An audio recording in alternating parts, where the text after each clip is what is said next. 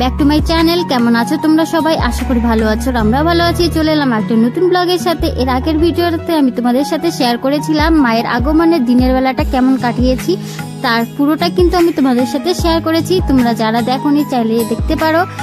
আর আজকে আমি তোমাদের সাথে শেয়ার করবো আমরা পরিবারের সবাই মিলে কিভাবে মায়ের পুজো করি, কিভাবে সবাই মিলে সারা রাত জাগি, সবকিছু তোমাদের সাথে শেয়ার করব। আশা করি তোমাদের অনেক ভালো লাগবে। তো তোমরা কেউ ভিডিওটা স্কিপ করো না, পুরোটা দেখার চেষ্টা করো। আশা করি অনেক ভালো লাগবে। আর যদি ভালো লাগে তো অবশ্যই একটা লাইক, চ্যানেলটা সাবস্ক্রাইব করে দিও, আর পাশে থাকা বেল আইকনটিতে ক্লিক করে দিও, অল করে দিও, যাতে আমার ভিডিও আসার সাথে সাথে তোমাদের কাছে পৌঁছে যায়। আগের দিনে ব্লগে মাকে নিয়ে আসা পর্যন্ত ছিল, আর আজকে মাকে বরণ করার থেকে শুরু করেছি। তো দেখো মাকে নিয়ে এসেছি, নিয়ে আসার পরে বরণ করা হচ্ছে।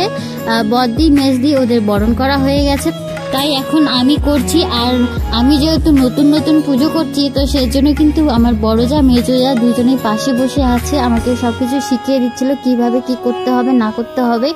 আর দিদিদের কাছ থেকে শুনে শুনে আমি করছিলাম কিভাবে খাওয়াবো মাকে, কিভাবে বরণ করব।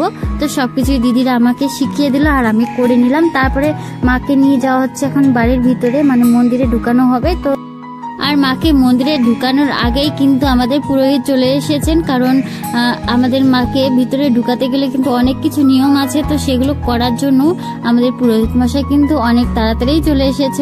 মন্দিরে ঢুকানোর আগে বাইরে যে সব নিয়ম ছিল সবগুলো কিন্তু করা হয়ে গেছে। তারপরে এখন মাকে নিয়ে সবাই মিলে 7 পাক ঘুরছে। 7 পাক ঘোরা হয়ে গেলেই একেবারে মন্দিরে নিয়ে গিয়ে ঢুকানো হবে। তো মাকে দেখো মন্দিরে বসানো হয়ে গেছে। আর পুজোর যোগাযন্ত্র কিন্তু সব শেষের দিকে, কারণ একটু পরে পুজো শুরু হয়ে যাবে। আর মারও সাজগোজ কিন্তু কমপ্লিট, মায়ের যত কিছু গয়নাগাটি ছিল সব কিন্তু পরিয়ে দেওয়া হয়ে গেছে। লাস্ট ছিল এই হারটা, আর বদ্দি সেজন্য এই হারটা পরিয়ে দিল। আর টিপ পরানো বাকি আছে, তো টিপটা খুঁজে পাওয়া যাচ্ছিল না বলে একটু পরে দেরি হয়ে গেল টিপটা পরাতে। আমার মেজো ভাসুর টিপ পরিয়ে দিল। আর বাইরে কিন্তু জোর কদমে পুজোর কাজ চলছে, ফলমূল সব কাটা শেষের দিকে, আর অল্প কিছু বাকি আছে, তাহলে কিন্তু সব কমপ্লিট। আর এইদিকে দাদু কিন্তু পুজোর কাজ শুরু করে দিয়েছে। দাদু বলতে আমাদের পুরোহিত মশাই আমার শাশুড়ি মায়ের বাবা হন, তো সেজন্য আমরা সেই সম্পর্কে দাদু বলেই ডাকি। আর এইদিকে দেখো মায়ের ভোগ কিন্তু রেডি হয়ে গেছে।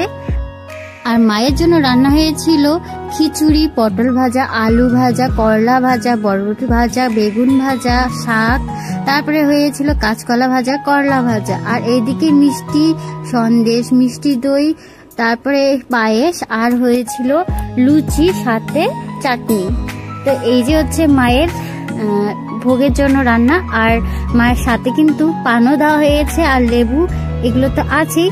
তো এই যে হচ্ছে আমাদের মায়ের জন্য ভোগের রান্না। আর এগুলো এখন বাইরে নিয়ে যাওয়া হবে, কারণ পুজো কিন্তু অলরেডি শুরু হয়ে গেছে। আর আমাদের পুজো কিন্তু শুরু হয় মাঝরাতে, মানে কারেক্ট 12টার সময় কিন্তু পুজো হয়। 11:30, 12টা এরকম টাইমে কিন্তু আমাদের মায়ের পুজো শুরু হয়, তার আগেও হয় না, তার পরেও হয় না। আর সারা রাত ধরে কিন্তু পুজো চলে, সারা রাত। আর সকাল 7টা পর্যন্ত কিন্তু পুজো চলতেই থাকে, শেষ হয় না। মানে আমাদের পুজো করতে অনেকটাই সময় লাগে। তো সেজন্য আমরা হচ্ছে সারা রাত আজকে জাগবো, আর সারা রাত মায়ের ওখানে বসেই থাকবো। তো সবকিছুই তোমাদের সাথে শেয়ার করব, আর আশা করি তোমাদের অনেক ভালো লাগবে। তো ভোগের থালাগুলো কিন্তু বাইরে নিয়ে আসা হচ্ছে, কারণ পুজো তো শুরু হয়ে গেছে তোমাদের বললাম। আর এখন ভোগের থালাগুলো চাইছিল, তো সেজন্য মেজদা আর মেজদি হচ্ছে ভোগের থালাগুলো নিয়ে যাচ্ছে। আর পুজো শুরু হওয়ার কিন্তু বেশ কিছুক্ষণই হয়ে গেছে, এখন বাজে ঘড়িতে 1টা। তো পুজো কিন্তু 1-1.5 ঘন্টা হলো শুরু হয়ে গেছে। তো আস্তে আস্তে এখন সবকিছুই চাইবে। আর মাঝরাতে কিন্তু মানে থেমে থেমে পুজো হবে আর কি, সমানে কিন্তু পুজো হবে না, একটু থেমে থেমে পুজো হবে। আর এইদিকে আমরা বসে আছি সবাই মিলে, কারণ মন্দিরের ভিতরে তো এতটা জায়গা নেই, তো সেজন্য আমরা উঠোনে বসে আছি, মানে মন্দিরের সামনে, কিন্তু মন্দিরের থেকে বাইরে আর কি, কারণ ওইদিকে তো পুজো চলছে। আর আমার হাজব্যান্ডের শরীরটা খুবই খারাপ, কারণ ওর জ্বর, সর্দি, কাশি। তো সেজন্য ও একদম গামছা গলার মধ্যে পেঁচিয়ে বসে আছে, কারণ গলার মধ্যে হাওয়া লাগছিল। তো সেজন্য।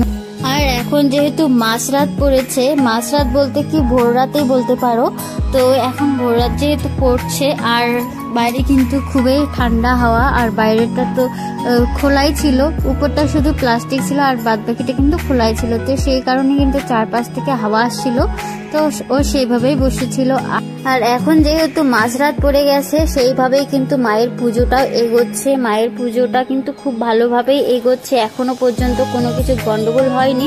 কারণ আমাদের মায়ের পুজো কিন্তু একটু আলাদাভাবেই হয়, সবকিছু তোমাদের সাথে শেয়ার করতে পারবো না, কারণ আমাদের পারিবারিকও কিছু জিনিস আছে যেগুলো তোমাদের সাথে আমি শেয়ার করতে পারছি না। তার জন্য অনেক অনেক সরি, কারণ আমাদের মায়ের পার্সোনাল অনেক কিছু জিনিস আছে যেগুলো আমরা শুধু পরিবার লোকগুলোই মানে দেখতে পারবো, তাছাড়া অন্য কিছু না। তো সেজন্য আমি তোমাদের সাথে শেয়ার করতে পারলাম না।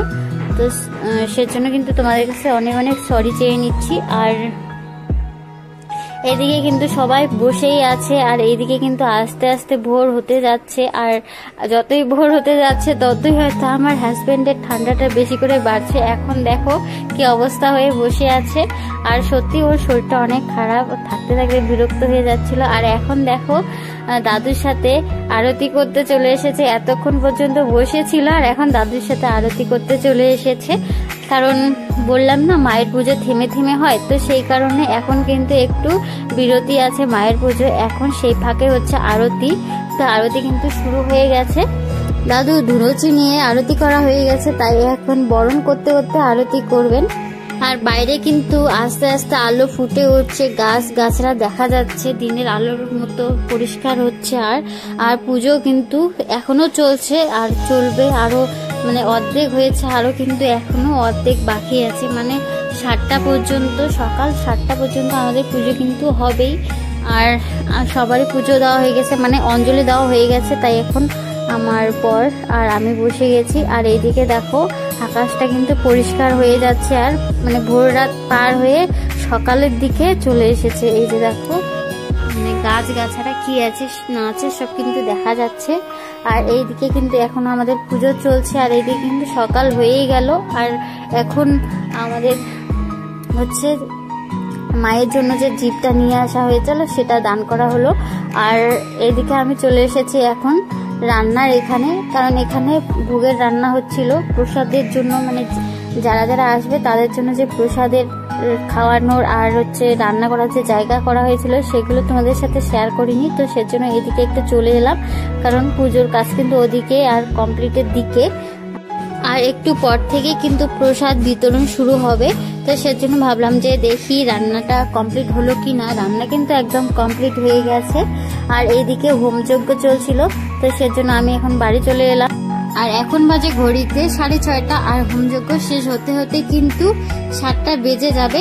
তো তোমাদেরকে বলেছিলাম আমাদের পুজো শেষ হতে হতে 7টা বাজবে, তো 7টায় কিন্তু বেজে গেল। কারণ আগের বার পুজোতেও এরকম হয়েছিল, আগের বার একটু দেরি করেই পুজো শেষ হয়েছিল। আগের বার একদম 8টার দিকে হয়তো শেষ হয়েছিল, আমার মনে নেই ঠিক করে, কিন্তু এখন যে টাইমে শেষ হচ্ছে তার আগে মানে পরে কিন্তু আমাদের পুজো শেষ হয়েছিল।